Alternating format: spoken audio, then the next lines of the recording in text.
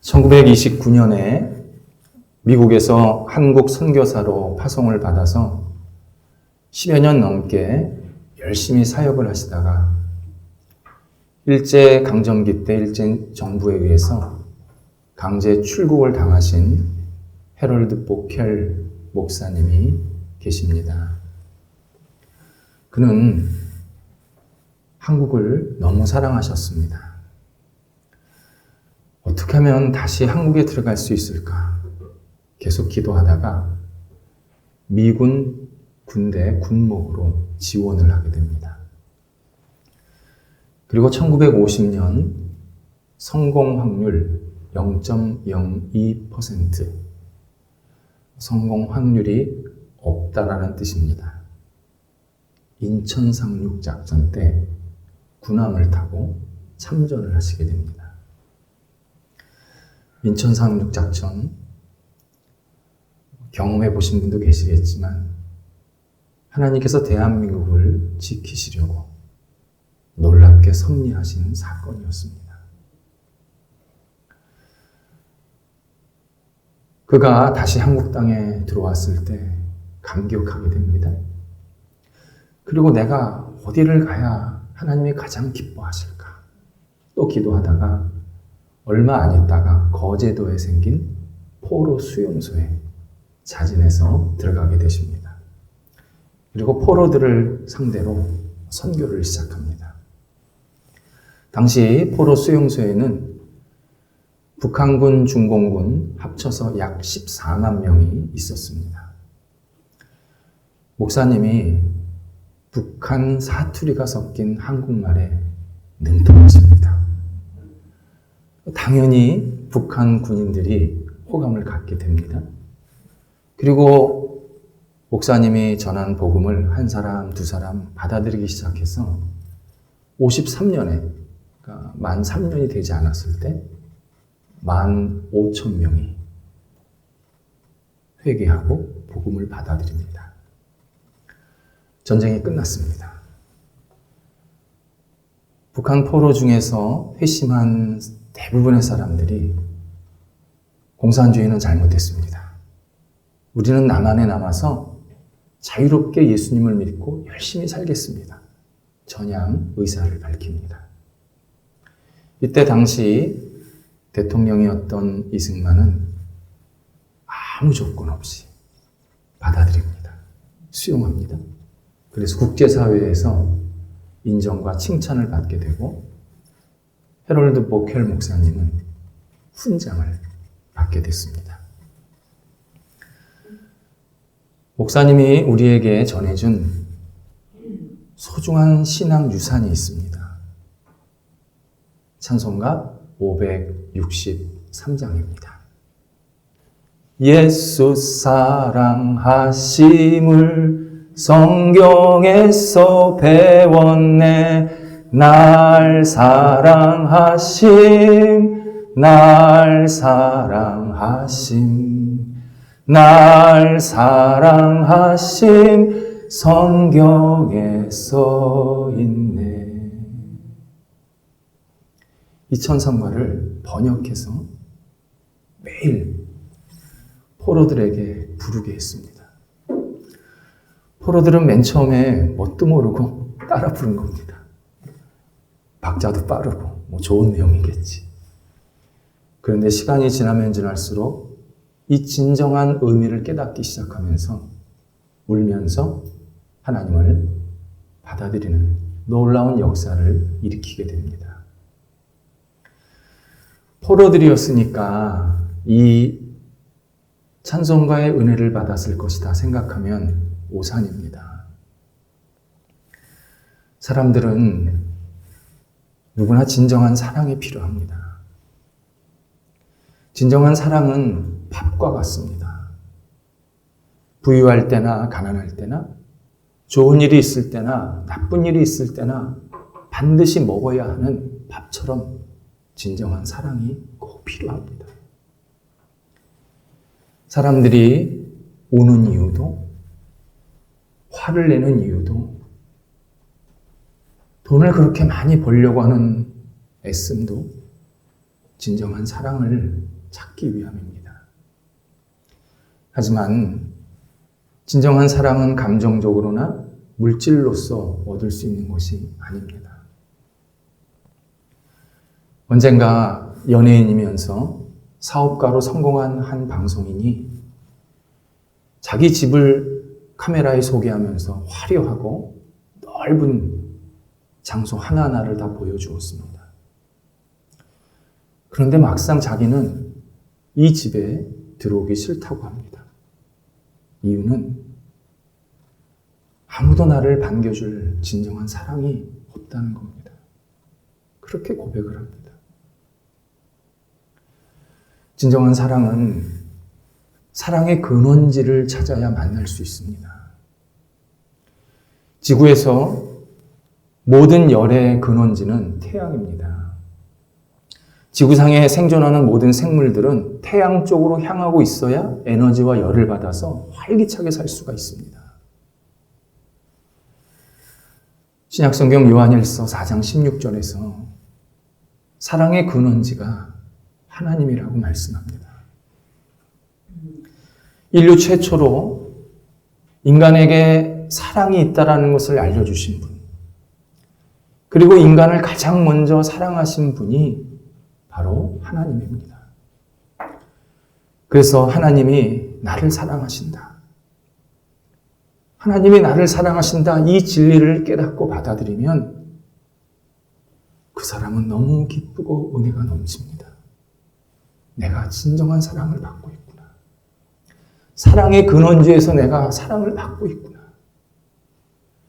그 어떤 것과도 대체할 수 없는 만족감을 누리게 하십니다. 인간의 사랑은 조건과 상황에 따라 자주 변합니다. 그래서 유행하는 말이 사랑은 움직이는 거야. 이런 말이 우리 시대에 횡행합니다. 하지만 하나님의 사랑은 내 조건과 상황과 관계없이 항상 일정합니다. 지속적입니다. 항구적입니다. 내가 잘할 때 하나님이 더 사랑하시고 내가 좀 부족하다고 나를 손 떼시는 그런 시류에 따라 달라지는 사랑이 아닙니다. 하나님의 사랑은 한결같고 무엇보다도 엄청난 크기입니다. 하나님의 사랑은 예수님을 십자가에 내어놓으신 사랑입니다. 예수님의 생명과 우리를 사랑하신 것을 바꾸셨습니다. 예수님께서 십자가에 돌아가시면서 우리를 사랑하신다고. 나에게는 너밖에 없다고. 나는 너를 끝까지 사랑할 수밖에 없다고. 우리에게 사랑의 고백을 해주셨습니다. 그래서 우리가 하나님의 사랑을 공급받으면, 그것을 깨달으면, 그것을 내 안에 영혼 속에 받아들이면 어느 누구도 흑암에서 빛으로, 절망에서 소망으로, 죽음에서 생명으로 옮겨가게 됩니다. 그냥 그 자리에서 멈추게 하시지는 않습니다. 하나님의 사랑이 나를 계속 밝은 곳으로, 더 멋진 곳으로, 더 감사한 곳으로 계속 움직여 주십니다. 바울이 오늘 본문에서 하나님의 사랑이 얼마나 위대한지, 하나님의 사랑이 하나님의 자녀들을 얼마나 강하게 만드는지를 8장을 마무리하면서 대미를 장식해 주고 있습니다. 멋진 피날레입니다. 우리가 성경을 읽을 때 너무나 귀하고 너무 놀라운 내용인데 아무렇지도 않게 넘어갈 때가 있습니다. 별거 아닌 것처럼. 오늘 36절, 37절이 그 중 하나입니다.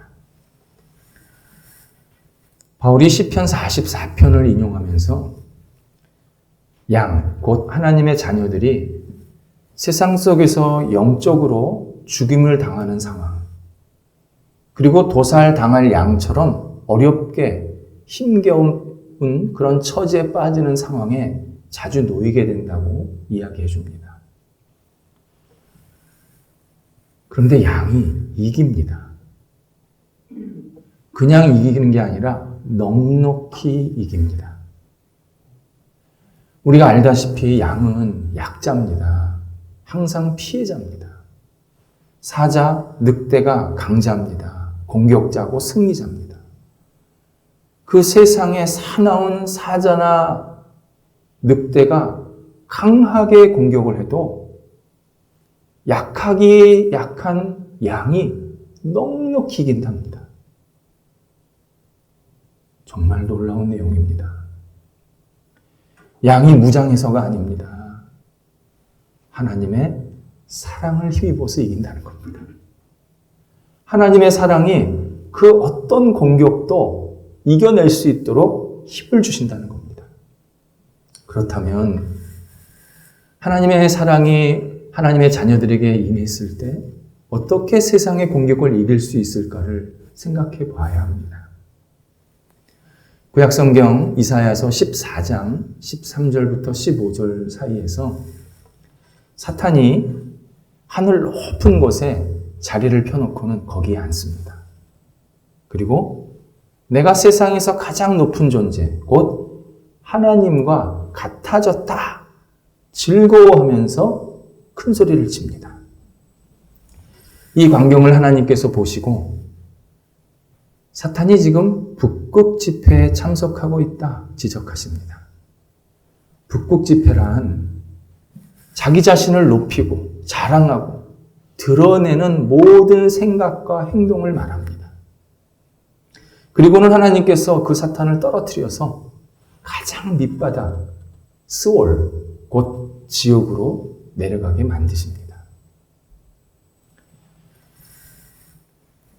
어두운 영에 사로잡힌 사람은 인생의 중심에 오직 나밖에 없습니다.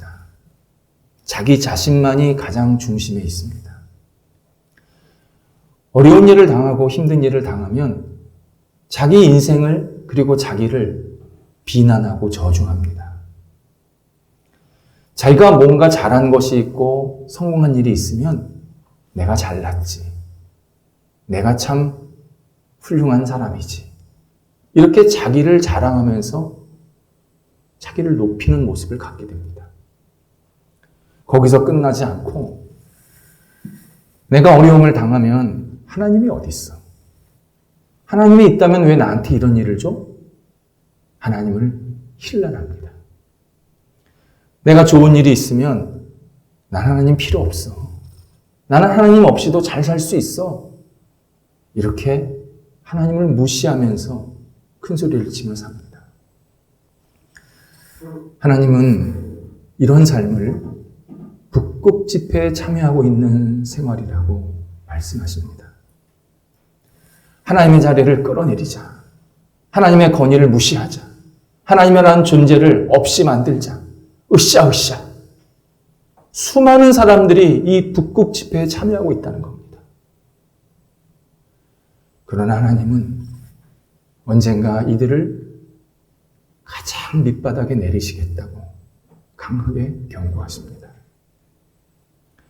반면 하나님의 자녀는 오직 예수 그리스도, 나를 위해서 십자가에 죽으신 예수 그리스도만을 붙잡고 나를 낮춥니다.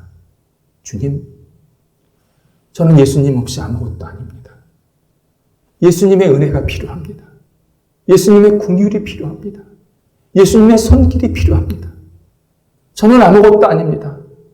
오직 예수 그리스도가 저에게 은혜를 베푸셔야 되고 저는 십자가만을 붙잡고 삽니다.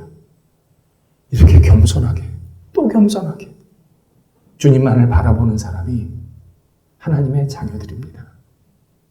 그러면 하나님께서 그 하나님의 자녀에게 하나님의 사랑을 막 부어주십니다. 주체할 수 없이 부어주십니다. 그래서 내가 생각하지 못한 방법, 내가 전혀 기대하지 못한 방법으로 계속 공격을 이기게 하십니다. 내가 뭔가 준비해서, 내가 뭔가 무장해서 이기게 하시는 게 아니라 하나님의 사랑이 나에게 계속 지혜를 주시고, 힘을 주시고, 용기를 주시고, 결단력을 주셔서 세상에서 계속 이기게 만드십니다. 세상에서 우리가 하나님과 함께 겸손하게 산다는 것은 주눅들어 산다는 뜻이 아닙니다.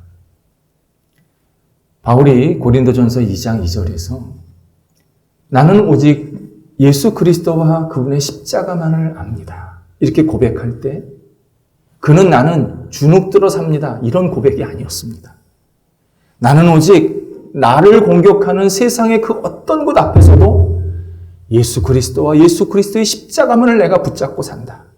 그래서 나는 여태까지 지금 하나님의 말씀을 전할 수 있었던 힘이 있었다. 이렇게 고백을 합니다.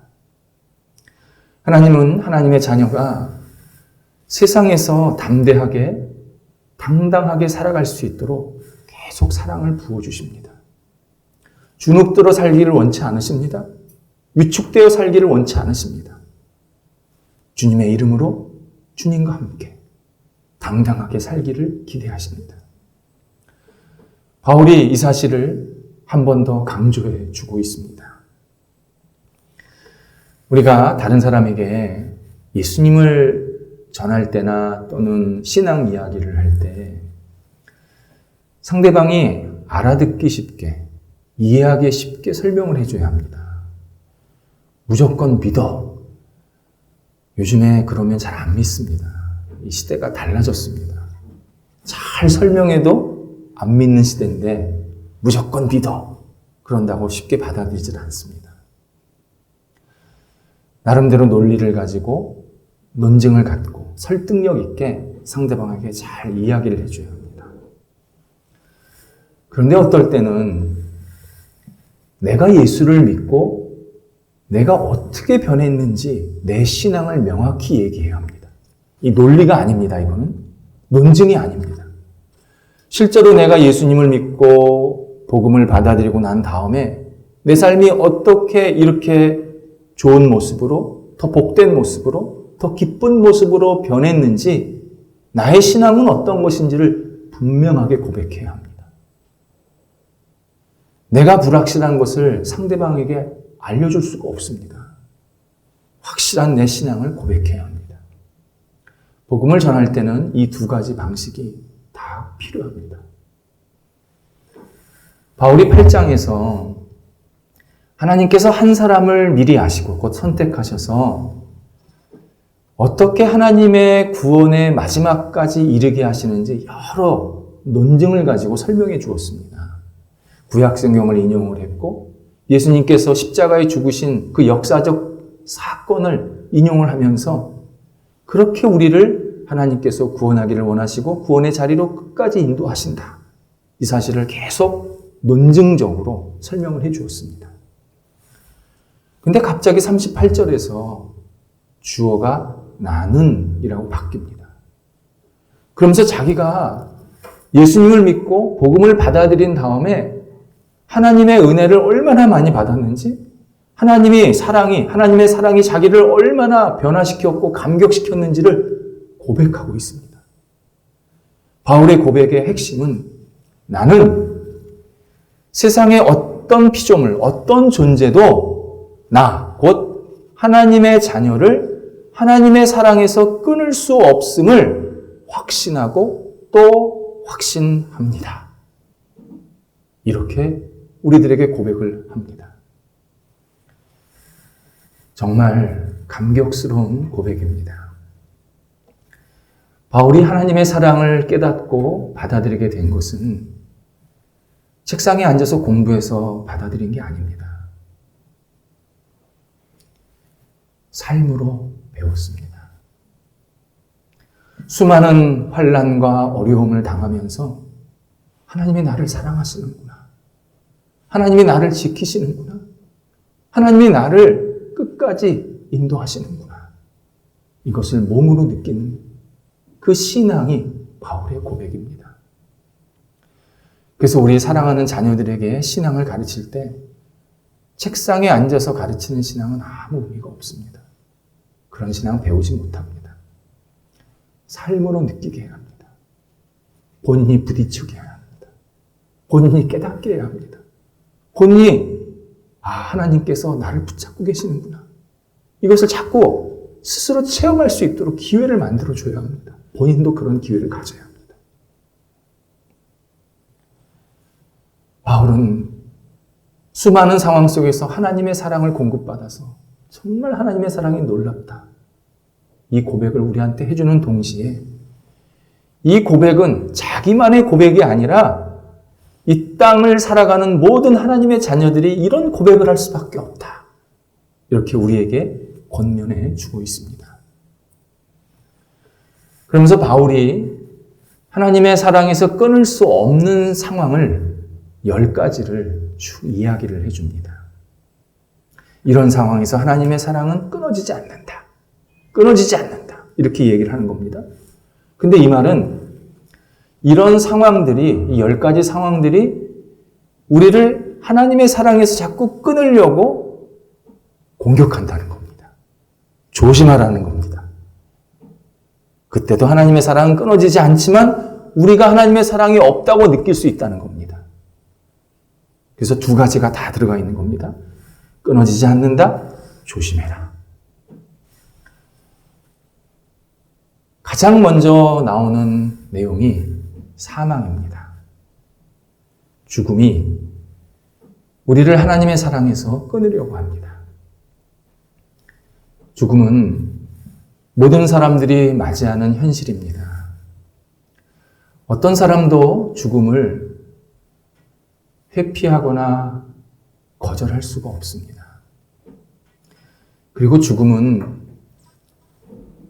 내가 무엇을 가지고 있던, 어떤 시간을 누렸던, 어떤 장소에 있던 그 시간과 장소를 고스란히 내려놓고 그냥 떠나야 되는 겁니다.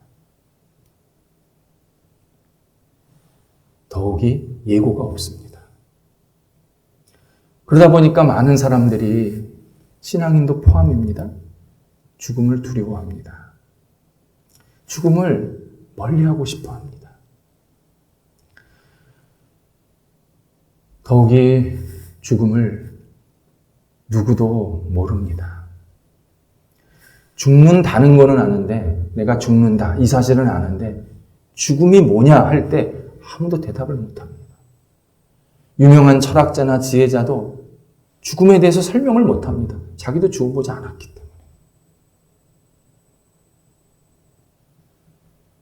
과학기술이나 돈으로도 죽음의 문제가 해결이 되지를 않습니다. 말 그대로 죽음은 끝입니다. 그러다 보니 일반 사람들은 둘째치고 신앙인들이 내가 죽으면 하나님의 사랑에서도 끝이구나, 이런 생각을 하게 됩니다. 나라는 존재가 없어지니까 하나님의 사랑도 이제 없어지는구나, 여기까지구나, 그렇게 생각할 수 있습니다. 바울은 절대 그럴 수 없다, 절대 아니다, 분명하게 강조합니다. 하나님의 자녀에게 죽음은 하나님께 안기는 시간입니다. 하나님을 만나는 일입니다. 우리가 그렇게 만나고 싶고 그렇게 궁금해하던 그 하나님을 죽음을 통해서 만나게 됩니다. 그래서 그리스도인에게 죽음은 하나님과 나를 연결시켜주는 다리가 됩니다. 이 놀라운 역설입니다. 세상 사람들은 끝이라 그러지 않습니까? 없어진다는 거 아닙니까? 근데 그리스도인에게는 이 죽음이 하나님 안에 안겨서 하나님 안에서 영원히 살 수 있는 다리가 되는 겁니다. 놀라운 이야기입니다. 그래서 죽음이 결코 하나님의 사랑에서 끊을 수 없다고 바울이 강조합니다. 살아있을 때는 살아서 감사, 죽었을 때는 또 하나님 품 안에서 감사. 그리스도인들이 죽음 속에서도 기뻐할 수 있는 이유가 죽음 속에서 하나님의 사랑은 끊어지지 않기 때문이라고 우리들에게 강하게 고백하고 설명해주고 있습니다. 두 번째는 세상의 어두운 세력이 우리를 하나님의 사랑에서 끊으려고 합니다. 권세자들이라고 표현이 되어 있습니다. 권세자들이란 어두운 영, 사탄, 마귀입니다. 그리스도인은 사탄의 존재를 가볍게 여기거나 무시하면 안 됩니다. 사탄이 어디 있어? 에이, 말도 안 돼. 이런 과학 시대에, 이런 합리적인 시대에 무슨 사탄이야? 라고 큰 소리 치면 그분은 사탄한테 먹힙니다. 하지만 그리스도인은 사탄을 두려워하는 사람들이 아닙니다. 우리에게는 사탄과 비교할 수 없는 하나님이 계시기 때문입니다. 사탄은 계속 우리를 공격합니다. 하나님과 떼어놓으려고 계속 이런저런 이간질을 시킵니다. 하지만 하나님이 당신의 사랑하는 자녀를 놓지 않으십니다. 빼앗기지 않으십니다. 넘겨주지 않으십니다. 사탄이 아무리 공격해도 하나님의 자녀는 하나님께서 지키십니다. 확실히 지키십니다. 사랑으로 함께 하십니다. 그래서 그리스도인들은 사탄의 공격에 대해서 조금 담대해야 합니다. 사탄아, 너 네 할 일 해라. 난 내 할 일, 곧 나는 오직 하나님만 믿고 의지하고 따를 것이다. 네 마음대로 해. 나는 하나님만 믿어. 절대 사탄이 나를 못 이깁니다. 때로는 하나님의 능력을 확실히 믿고 그것을 의지해서 사탄아, 물러가라. 나는 하나님의 자녀다. 나는 하나님의 사랑하시는 주의 백성이다. 너는 나를 못 이긴다. 담대하게 대응해야 합니다. 하나님께서 나를 절대 넘어지지 않게 하십니다. 하나님만 붙잡으면, 하나님의 사랑에 의지하면 권세자들도, 어두운 세력도 우리를 못 넘어뜨립니다. 세 번째가 세월이 우리를 하나님의 사랑에서 끊으려고 합니다. 세월, 시간입니다. 시간은 모든 사람들을 무력하게 만들고 힘들게 만듭니다. 그것을 바울이 현재일이나 장래일이나 이렇게 표현을 했습니다. 젊은 사람들은 시간이 흘러가면서 내 청춘이 가는구나, 그렇게 우울해합니다. 그래서 요즘에 이 시대에 많은 젊은이들이 우울해합니다. 아, 내 청춘이 이렇게 흘러가는구나. 사실은 이런 우울감은 요즘만 있었던 건 아닙니다. 예전에 김광석이라는 가수가 서른 즈음에라는 노래를 불렀는데 참 구슬픕니다. 저는 서른이면 막 날아다닐 것 같은데 그분은 서른 즈음에 너무 구슬픈 얘기를 합니다. 우울한 얘기를 합니다. 근데 그게 많은 젊은 사람들이 가지고 있는 우울감입니다. 내 청춘이 이렇게 흘러가는구나. 연세 드신 분들은 내 인생에 많이 지나갔구나. 내게 얼마 시간이 남지 않았겠구나. 이런 마음에 또 우울합니다. 이때 바울이 절대 세월이 우리를 하나님의 사랑에서 끊을 수 없다. 다시 확인해 줍니다. 이 사실을 강조하기 위해서 바울이 과거일이나 미래일이나 이렇게 표현하지를 않고 현재일이나 장래일이나 이렇게 표현을 했습니다. 이런 뜻입니다. 하나님의 자녀에게 과거는 하나님의 사랑이 나와 함께 있었던 경험한 시간입니다. 하나님의 사랑이 나를 붙잡으셔서 나를 모든 것을 잘 헤쳐나가게 하셔서 지금 이 자리에 있게 하신 겁니다. 젊은 사람들은 어릴 때 태어나서 여러 가지 학창시절 보내고 뭐 이런저런 어려움도 있었지만 결국은 지금 젊은 시절을 맞게 하신 겁니다. 하나님의 사랑하셔서. 연세 드신 분들은 수많은 어려움과 환난과 고통이 있었지만 그러나 그런 상황에서 하나님이 나를 사랑하셔서 끝까지 지켜주셔서 지금 이렇게 하나님 앞에 예배드릴 수 있고 하나님을 바라볼 수 있게 하신 겁니다. 바울은 우리에게 현실적인 어려움이 무엇인가? 우리에게 장래에 고민하게 만들고 굉장히 괴롭히고 있는 일들이 무엇인가? 그것을 생각하면서 과거에 하나님께서 나를 사랑하셔서 지켜주셨듯이 현재일이나 장래일이나 절대 그 어떤 것도 하나님의 사랑에서 끊을 수 없을 것이다. 분명하게 우리한테 얘기해 줍니다. 그러니 현재일이나 장래일이나 걱정하지 말고 하나님의 사랑이 나를 붙잡고 있다는 것을 확신하면서 이겨내라. 하나님은 당신을 사랑한다. 우리를 사랑하신다. 분명하게 전해주고 있습니다. 이 고백, 이 진리는 코로나 시대 때 우리에게 많은 위로가 됩니다. 우리는 지금 코로나 시대를 겪고 있고 또 앞으로 이 코로나보다 더한 일들이 있을 수밖에 없다. 당연한 예치가 아닙니까? 인류의 병은 계속 더 깊어지고 있지 않습니까? 이 병 치료하면 다른 병 나오고 이 세균 없어지면 또 다른 세균 나오고 앞으로 어떤 일이 벌어질지 아무도 모릅니다. 그런데 현재일이나 장래일이나 하나님의 사랑은 끊이지 않는다. 이 사실을 내가 고백하면 지금도 앞으로도 나는 하나님 안에서 기쁨과 감사함을 갖고 살 수밖에 없습니다. 코로나가 1이라면 하나님의 사랑은 100입니다. 그 100의 사랑으로 우리가 넉넉히 이 땅을 아름답게 살아갈 수 있게 만드십니다. 네 번째로 우리가 좋다고 생각하는 것들이 하나님의 사랑에서 우리를 끊습니다. 생명, 천사, 높음, 깊음, 능력. 능력은 기적입니다. 기적. 이런 것들은 다 우리가 좋다고 생각하는 것들입니다.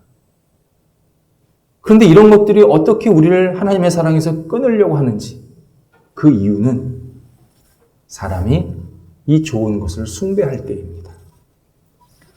생명, 천사, 그리고 기적을 숭배하면 하나님의 사랑은 점점 멀어집니다. 높음, 곧 물질이나 권력의 높은 차원, 깊음, 곧 지식의 깊은 차원, 이것들을 내 인생의 목표로 삼고 그것을 숭배하면 하나님의 사랑은 잊게 됩니다. 그래서 이런 것이 있으면 하나님이 나를 사랑하고 이런 것이 없으면 하나님이 나를 사랑하지 않는구나. 왔다 갔다 하는 생활을 계속하게 됩니다. 하나님이 우리에게 좋은 것을 주신 것은 좋은 것을 숭배하라고 주신 게 아닙니다. 좋은 게 하나님이 아닙니다. 좋은 것을 주신 하나님은 따로 있습니다. 우리에게 이유가 있어서 그것을 주셨는데 사람들은 자꾸 그 좋은 것을 숭배하려고 합니다. 그때부터 하나님의 사랑은 점점 멀어집니다. 일례로 많은 이들이 생명을 숭배합니다. 생명은 하나님께서 이 땅을 잘 살라고 주신 선물입니다. 그런데 내가 내 생명을 부여잡고 집착하면서 안절부절을 못합니다. 나 죽으면 어떡하지? 나 약해지면 어떡하지? 안절부절을 하지 못합니다. 그리고 하나님의 사랑은 자꾸 멀어져 갑니다. 물론 우리가 생명에 약해지는 모습을 발견하게 되면 많이 힘듭니다. 어느 누구도 생명의 약해짐을 통해서 마음 편한 사람은 없습니다. 그리고 생명의 약함은 대부분 육체에서 드러납니다. 육체가 예전 같지가 않습니다. 아픕니다. 병이 듭니다. 회복이 잘 안 됩니다. 그러면 내 생명이 점점 쓰러져 가고 있구나. 힘듭니다. 그때 생명을 생각하지 마시고 하나님을 생각해야 합니다. 생명을 집착하지 마시고 하나님께 집중해야 합니다. 그러면 하나님의 사랑이 내 영혼을 싹 감싸 안으시면서 나도 모르는 힘이 생깁니다. 그래서 우리는 생명을 하나님의 사랑으로 축복할 수 있습니다. 아침에 일어나면 생명아, 하나님이 너를 사랑하신다. 오늘도 나와 함께 즐겁게 살자꾸나. 기쁘게 살자꾸나. 생명을 축복할 수 있습니다. 내 아픈 몸 정성스럽게 쓰다듬으면서 내가 허리가 아프면 허리를, 팔이 아프면 팔을, 속이 아프면 속을 정성스럽게 쓰다듬으면서 몸아 고맙다. 하나님이 너를 사랑하시는구나. 나와 함께 이렇게 오래 살아주었다. 나 너무 고맙다. 우리 마지막까지 하나님 사랑해서 잘 살자. 하나님의 사랑으로 축복해야 합니다. 그러면 내가 가지고 있는 생명을 소중히 여기는 것을 넘어서 하나님의 사랑을 소중하게 여기면서 하나님께 우리의 마음이 향하게 만드십니다. 우리는 때로 천사를 숭배할 때도 있습니다. 히브리서 1장 14절에서 천사는 하나님의 자녀를 돕고 섬기라고 보내주신 피조물입니다. 그래서 천사라는 것은 선한 영도 있지만 나를 도와주는 사람, 여유 있는 물질, 좋은 환경 이런 것들이 다 천사와 같습니다. 근데 사람들은 그것을 보내주신 하나님이 아니라 그 천사와 같은 존재를 자꾸 붙잡고 살려고 합니다. 그것을 숭배합니다. 신약성경의 골로새 교회가 그랬습니다. 골로새서 2장에 보면 거짓 교사들이 예수 그리스도보다 천사가 우리한테 더 중요하다. 예수님께서 우리에게 천사 보내주셨으니까 우리는 천사 붙잡고 살면 된다. 이렇게 골로새 교인들에게 가르친 겁니다. 이때 바울이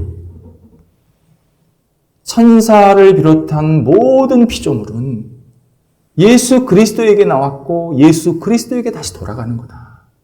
근원이 예수 그리스도다. 우리는 예수 그리스도만 의지하고 믿어야 한다. 다시 바르게 가르치게 됩니다. 세상의 어떤 피조물도 나를 하나님의 사랑에서 끊을 수 없다라고 하는 이 고백은 신앙이 좋고 충실했던 바울만 할 수 있는 고백은 아닙니다. 하나님은 나에게도 그런 신앙 고백하게 만드십니다. 하나님은 우리에게 충분한 사랑을 지금 베풀고 계십니다. 충분한 은혜를 계속 부어주십니다. 그래서 지금 네 눈앞에 보이는 이 천사와 같은 존재를 보지 말고 이 천사를 보낸 나를 봐라. 내가 너를 사랑한다. 내가 너를 끝까지 인도한다. 하나님께서 우리에게 먼저 사랑을 베푸시고 우리는 그 하나님의 사랑을 보면서 하나님의 사랑은 놀랍습니다. 그 어떤 것도 하나님의 사랑에서 나를 끊어내지 못하십니다. 이렇게 고백하게 만드십니다. 하나님의 사랑을 고백하는 사람은요, 세상에서 삶과 죽음에 대해서 자유합니다. 기쁩니다. 하나님께서 그런 인생 살라고 우리에게 사랑을 베푸시는 겁니다. 이 땅에서 살 때도 또 이 땅을 떠날 때도 이 땅에 좋은 일이 있을 때도 어려운 일이 있을 때도 하나님의 사랑은 언제나 우리와 함께 하시고 그 사랑 때문에 우리는 어느 순간에도 기쁨과 감사함이 넘쳐나는 그러한 복된 인생을 살게 만드십니다. 기도하겠습니다. 하나님의 사랑이 저희의 영혼에 끊이지 않게 하신 것 너무 감사합니다. 눈을 들어, 마음을 열어, 영을 열어 하나님의 사랑을 느끼고 경험하게 하여 주옵소서. 오직 하나님의 사랑 안에 우리의 삶이 온전히 세워지게 하여 주시어서 이 땅을 살아가며 하나님 품에 안길 때까지 주의 사랑으로 날마다 감격하며 감사하는 저희들의 삶이 되도록 인도하여 주옵소서. 어떠한 환경 속에서도 하나님의 사랑을 놓치지 아니하도록 인도하여 주옵소서. 예수님의 이름으로 기도드립니다. 아멘.